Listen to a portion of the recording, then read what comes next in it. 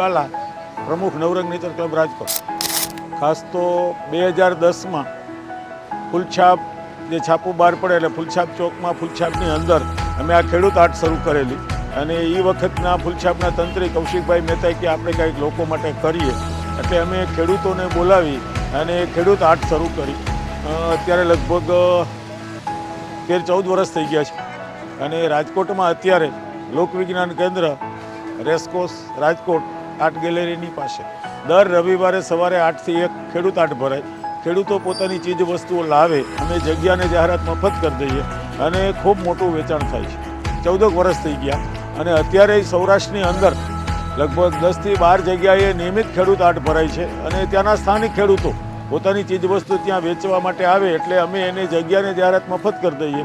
અમારી પાસે બહુ સરસ મજાની ટીમ છે અને લોકો જાતે વેચતા થાય ને એટલે રવિવારે અહીંયા વેચે ખેડૂતો, પછી એના ગામની બાજુમાંથી હાઈવે પસાર થતો હોય, સિંગલ પટ્ટી હાઈવે હોય, ત્યાં ઝાડવા નીચે બેસી અને વેપાર કરવામાં. મુખ્ય ખાસ તો અમારો મુખ્યમાં ગણીએ તો 4-5 આઈટમ થાય. એક તો આંગણે વાવો શાકભાજીને પ્રોત્સાહન આપવા માટે રીંગણી મરચી ટમેટીના ધરું હોય, શાકભાજીના બિયારણો હોય 15-16 જાતના અને એ સસ્તા હોય. લગભગ અમે શાકભાજીના બિયારણો આખા સૌરાષ્ટ્રમાં ખેડૂત આર્ટ અને એના સિવાય વિદ્યાર્થીઓ સુધી 2 લાખ પેકેટ પહોંચાડીએ છીએ અને એક પેકેટ 5 રૂપિયાનું હોય. 5 રૂપિયામાં આવે, 5 રૂપિયામાં હું આપું, એના વાહન ભાડું હું ભોગવું કેમ કે નિવૃત્ત છું અને રેન્જ ફોરેસ્ટ ઓફિસર હતો એટલે પેન્શને ખૂબ આવે છે અને એ રીતે આખા સૌરાષ્ટ્રમાં ચાલે. બીજું અમારું મુખ્ય કામ છે કે શહેરની અંદર લોકોને જગ્યા થોડી હોય એટલે ફૂલ છોડ સસ્તા મળે. બજારમાં 100 રૂપિયાનો રોપો હોય, અહીંયા 30માં વેચવા આવે અને એ નર્સરીવાળા સીધા વેચવા આવે એટલે લગભગ 3,000 રોપાનું છેલ્લા 10-12 વર્ષથી નિયમિત વેચાણ થાય છે. અલગ અલગ સિટીની અંદર આવું ચાલે છે. બીજું અમારું મુખ્ય કામ મધ હોય છે. 120નો અડધો કિલો એટલે 240નો કિલો મધ લોકોને લગભગ 400-500 કિલો દર અઠવાડિયે ખવડાવીએ છીએ કે આટલું સસ્તું મધ લોકો ખાય. ગુણવત્તામાં એવું થાય બહુ અમે બધે ન જઈ શકીએ, અમે ખેડૂત ઉપર ભરોસો રાખીએ કેમ કે બધે શક્ય નથી જવાનું. બીજું અમારે સિઝન પ્રમાણેનું હોય. અત્યારે હું ખજૂર 90 રૂપિયાની કિલો ખજૂર લઉં અને 70 રૂપિયાની કિલો વેચું એટલે 500 કિલો ખજૂર અમે લોકોને આપીએ એટલે 10,000 રૂપિયા. ક્યારેક મને કોઈક મિત્રો આપે, નહીં તો મોટાભાગે મારું ફંડ હોય. અને શાકભાજી હોય, ખાસ તો પાપડ હોય, લીલા નારિયેલ હોય, સીધું વેચવા આવે. અને એક જીતુભાઈ અમારે વિશ્વનિડમ ગુરુકુલમ છે, એ પુસ્તકો લઈને આવે, વિનામૂલ્યે આપે, કોઈ એન્ટ્રી નહીં અને એમ કે ભાઈ તમારી પાસે વધુ પુસ્તકો હોય તો વંચાઈ ગયા હોય તો અમને આપજો.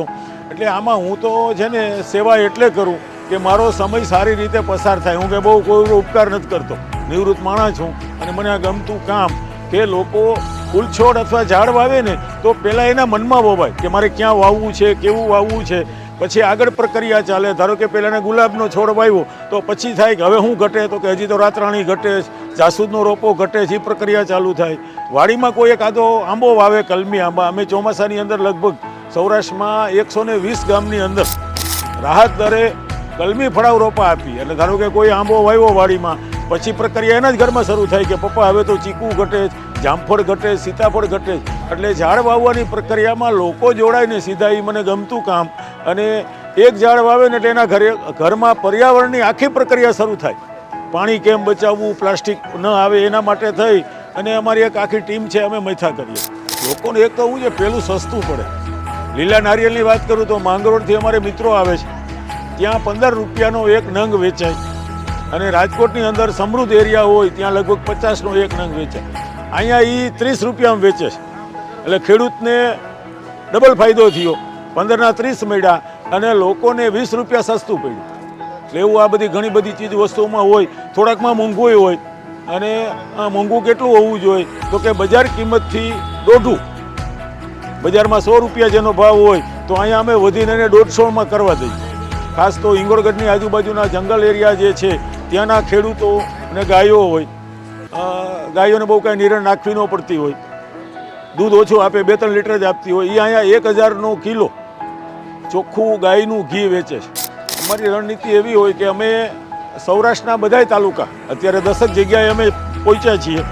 સૌરાષ્ટ્રના લગભગ 30 થી 40 તાલુકાની અંદર અમારે પહોંચવાની ગણિત છે, રણનીતિ છે કે લોકોને, ખેડૂતોને વેચતા આવડે ને એટલે એની ભાષા સરસ થઈ જાય, મીઠું બોલવું પડે. પછી કપડાં લત્તામાં એ પરિવર્તન આવી જાય અને એનું જે ઉત્પાદન છે એનું એને ગ્રેડેશન કરતાં આવડી જાય. અત્યારે ખેડૂત રાતની જાગીને ઉત્પાદન લે છે, પણ આ ગ્રેડેશન નથી આવડતું. આ પ્રક્રિયામાં જોડાઈને તો ધારો કે અમારે ઘણા બધા મિત્રો એવા છે કે ગામમાં ઘાણી છે તેલની, મિની ઘાણી, એક બે જણા હાની વેચે છે. અહીંયા આવે છે એ ભાઈ ટંકારાની બાજુમાં, તો એ બહુ મોટા પાયે હાનીનું વેચાણ કરે છે, શુદ્ધ હોય, ઓર્ગેનિક હોય. એટલે અમારો ઈચ્છા એવી છે કે ખેડૂતો પોતાનું ઉત્પાદન જાતે વેચતા થાય, ગ્રેડેશન કરતા થાય અને વટલી કડી નાબૂદ થાય તો જ ખેડૂતને ફાયદો થાય. પર્યાવરણ ઉપર તો ખાસ બહુ જ મોટી અસર થાય કે ઓર્ગેનિક ચીજ વસ્તુ જ્યાં ઉત્પાદન થતી હોય ત્યાં દવા ન છટાય, રાસાયણિક ખાતર ન નખાય. એટલે ખેતીને જે કાંઈ ઉપયોગી જીવડાઓ છે, જીવન જે કાંઈ મદદરૂપ થાય છે એમાં વધારો થાય. અને ઓર્ગેનિક હોય ને ખેતી તો વરસાદનું પાણી ધરતીમાં વધુ ઉતરે, અનઓર્ગેનિકમાં નથી ઉતરતું. એટલે ઓર્ગેનિક બહુ સારી સિસ્ટમ છે કે ભાઈ ઓર્ગેનિક તરફ વળો તો લોકોનું આરોગ્ય સુધરવાનું છે. એટલે ઓલ ઓવર લાંબા ગાળે દેશને, સમાજને અને વ્યક્તિને ખૂબ ફાયદો થતો હોય છે. પ્લાસ્ટિકનો ઉપયોગમાં મેં એમ કહ્યું કે ભાઈ તમે કપડાની થેલી વાપરો. અહીંયા તમે જોશો ને અમારી ખેડૂત હાટમાં મોટાભાગના લોકો પ્લાસ્ટિકની થેલી પ્લાસ્ટિકના બદલે કપડાની થેલી લઈને આવે કે ભાઈ જેટલું શક્ય હોય એટલું હાવ તો બંધ ન થાય. પણ ખાસ તો શાક બકાલું છે, બીજી એવી અન્ય ખરીદીઓમાં લોકોને અમે કહીએ અને તમારા માધ્યમથી હું કહું છું કે ભાઈ તમે પ્લાસ્ટિકનો વપરાશ ઘટાડવા માટે કપડાની થેલીનો વધુમાં વધુ જો ઉપયોગ કરતા થાવ તો બહુ હેલું કામ છે, બહુ અઘરું કામ નથી. નવા ગ્રાહકોને બહુ અમે આકર્ષવાની અમારે બહુ જરૂર નથી પડતી. સોશિયલ મીડિયાના માધ્યમથી અમે બધી પોસ્ટો મૂકતા હોય છે, પ્રિન્ટ મીડિયા અમને સહયોગ આપતો હોય છે વિનામૂલ્યે કે અમારી જે કાંઈ એવી જાહેરાતો હોય એ ફ્રીમાં છાપી દઈએ. એટલે એ તરફ લોકો આવતા હોય છે વધુ. આમ જનતાને તમે એવું સંદેશ દઈએ કે બને ત્યાં સુધી તમે ખેડૂતો પાસેથી સીધી ચીજ વસ્તુઓ લ્યો. અને જે કોઈ ખેડૂતો છે એને આપણા માધ્યમથી વિનંતી કરું કે તમારું ઉત્પાદન તમે જાતે કરો. તમારે 10 વીઘાની વાડી હોય તો 2 વીઘાનું 1 વીઘાનું ઉત્પાદન તમે લ્યો ને ઓર્ગેનિક. તમે પહેલાં ઓર્ગેનિક ખાઓ. અને તમારા માધ્યમથી ખાસ હું કહું, ઘણા બધા ખેડૂતો ઓર્ગેનિક ચીજ વસ્તુઓનું ઉત્પાદન કરતા હોય છે પણ એને વ્યસનો હોય છે.